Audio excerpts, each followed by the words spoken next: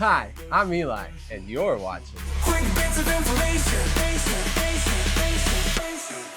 With Eli the good guy. Friction Causes Heat. Remember when starting a fire was like a workout? You'd grab a stick and get to work, giving it all the elbow grease you've got. Whatever your method, hand drill, bow drill, either way, with enough friction. Oh Lord Jesus, it's a fire. Ain't nobody got time for that.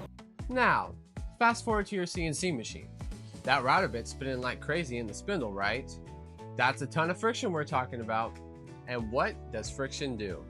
It creates heat, my friend. When you're cutting plastics, you've got to watch out for that heat. If you don't manage it, you could end up with a mess. All those chips melting back into a glob, and worse, you could even snap your bit. To avoid a sticky situation like that, you need to use the right bit and the right application data for your machine.